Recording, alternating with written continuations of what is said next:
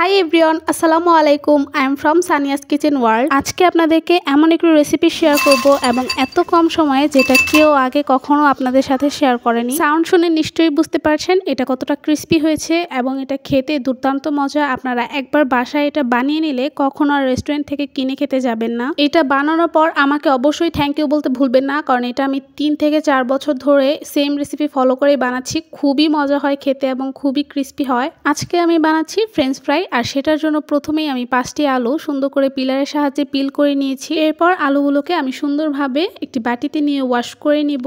আমার মনে হয় না এর থেকে সহজ রেসিপি আর কোনো একটি রয়েছে। এখন আমি আলুগুলোকে ফ্রেঞ্চ ফ্রাই আকারে কেটে নিব। দেখতেই পারছেন প্রথমে আমি কোনাগুলো কেটে নিচ্ছি। এই রেসিপির আসলে সবগুলো প্রসেসই খুবই সহজ। আপনারা নিশ্চয়ই জানেন কিভাবে ফ্রেঞ্চ ফ্রাই কাটতে হয়, সো আমার এখানে বলার কিছু নাই। কর্নারগুলো কাটা হয়ে গেলে আমি আলুগুলোকে 3টি স্লাইস করে নিয়েছি এবং সেই স্লাইস থেকে আমি বাকি টুকরো করে নিব। আপনারা স্লাইসগুলো 3 টুকরো 4 টুকরো আপনাদের পছন্দ মতো কেটে নিতে পারেন, বাট আমি সবসময় একটু চিকন রাখার চেষ্টা করি, কারণ এটা চিকন রাখলে একটু বেশি ক্রিস্পি হয় খেতে। আপনারা বড় সাইজের আলু নেওয়ার চেষ্টা করবেন, বাট আনফর্চুনেটলি আমাদের বাসায় মাঝারি সাইজের আলুই ছিল সেদিন। এটা আমি শুধুমাত্র দেখার সৌন্দর্যের জন্যই বললাম, টেস্টের কোনো ব্যতিক্রম হবে না। দেখতেই পেলেন আমার সকল আলুগুলো স্লাইস করে কেটে নেওয়া হয়ে গেছে। এখন আমি একটি বাটিতে উঠিয়ে ওয়াশ করে নিব। আর হ্যাঁ, এখন আমি দেখিয়ে দিচ্ছি আমার আলুগুলো কীরকম সাইজ হয়েছে। ওয়াশ করে সরাসরি আমি এটাকে বয়েলড করে নিব। আমি 1.5 কাপ পানির মধ্যে এটাকে সেদ্ধ করে নিয়েছি। আপনারা আপনাদের পরিমাণ মতো পানি নেবেন। আমি এই পানির মধ্যে 1 চা চামচ লবণ দিয়ে দিয়েছি।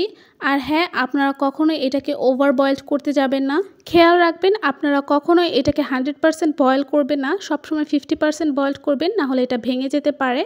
যদি এই আলুগুলোকে আপনারা 100% বয়েলড করেন তাহলে এটা ভাজতে সময় ভেঙে যাবে এবং মাখাতে সময় ভেঙে যেতে পারে, সো এই দিক দিয়ে একটু খেয়াল রাখতে হবে। আমি পানি থেকে উঠিয়ে নর্মাল টেম্পারেচার পানি দিয়ে একটু ওয়াশ করে দেন টিস্যু দিয়ে একটু হালকা ট্যাপ ট্যাপ করে নিয়েছি যাতে কোনো এক্সট্রা পানি না থাকে।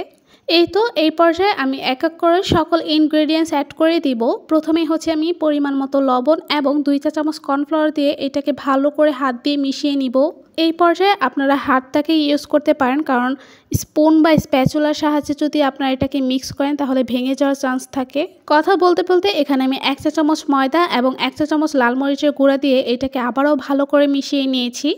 অবশ্যই আপনারা এই রেসিপিতে কর্নফ্লাওয়ারটা মিস করবেন না, কারণ কর্নফ্লাওয়ারের জন্য এটা আরও বেশি ক্রিস্পি হয়। দেন আমি আরেক চামচ কর্নফ্লাওয়ার দিয়ে এটাকে হাত দিয়ে আবারও ভালো করে মিশিয়ে নিয়েছি। আমার এই রেসিপিতে আসলে কোনো রেস্টের দরকার হয় নাই, কখনোই দরকার হয় নাই। আমি একদম ইনস্ট্যান্ট বানিয়ে ইনস্ট্যান্টই এটা ভেজে নিতে পারি। আমি এটা ভাজার জন্য একটি কড়াই ইউজ করেছি।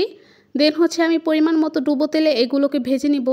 আমি এই রেসিপির জন্য সবসময় কড়াই ইউজ করি, বাট কিছুদিন আগে আমি ফ্রাই প্যানে এটা ভাজতে গিয়েছিলাম, বাট একদমই ভালো হয়নি, একদমই মুচমুচে হয়নি। তাই আমার মনে হয়েছে এই রেসিপিটা কড়াইতেই বেস্ট হয়, তাই আপনারাও কড়াই ইউজ করার চেষ্টা করবেন। সাউন্ড শুনে নিশ্চয়ই বুঝতে পারছেন আমার ফ্রেঞ্চ ফ্রাইগুলো কতটা ক্রিস্পি হয়েছে। আমি গোল্ডেন ব্রাউন কালার হয়ে গেলে উঠিয়ে নিব। এখন আমি একটি মশলা তৈরি করব। আপনাদের হাতের কাছে যদি ম্যাগি মশলা কিংবা ম্যাজিক মশলা থাকে তাহলে আপনারা সেটা দিলেই পারবেন, বাট এই মশলাটা তৈরি করলে খেতে খুবই মজা লাগে। সেজন্য বিট লবণ, নর্মাল লবণ, টেস্টিং সল্ট, মরিচের গুঁড়া এবং জিরার গুঁড়া ভালো করে মিশিয়ে একটি মশলা বানিয়ে নিয়েছি। এখন আমার ভেজে রাখা ফ্রেঞ্চ ফ্রাইগুলো সার্ভ করব একটি বাটিতে। এটা খেতে ভীষণ মজা, আপনারা বাসায় একবার হলেও ট্রাই করবেন। এখন আমি মশলাগুলো দিয়ে এটাকে আরেকটু ভালো করে মিক্স করে নিব। আমি আপনাদেরকে ভেতরটাও দেখাবো ভেঙে, যে ভেতরটা কতটা সুন্দর এবং সফট হয়েছে। ট্রাস্ট মি, এটা বানাতে খুবই কম সময় লাগে এবং খেতে খুবই মজা লাগে। আপনারা যে কোনো স্ন্যাক্স কিংবা কোনো ফ্রাই আইটেমের সাথে এটা সার্ভ করতে পারেন। আজকে এই পর্যন্তই। নতুন নতুন ভিডিও পেতে আমার চ্যানেলটি অবশ্যই সাবস্ক্রাইব করে রাখবেন, যাতে আমি নতুন কোনো রেসিপি আপলোড দেওয়ার সাথে সাথে আপনাদের কাছে নোটিফিকেশন চলে যায়। আজকে এই পর্যন্তই। সবাই সুস্থ থাকবেন। আল্লাহ হাফেজ।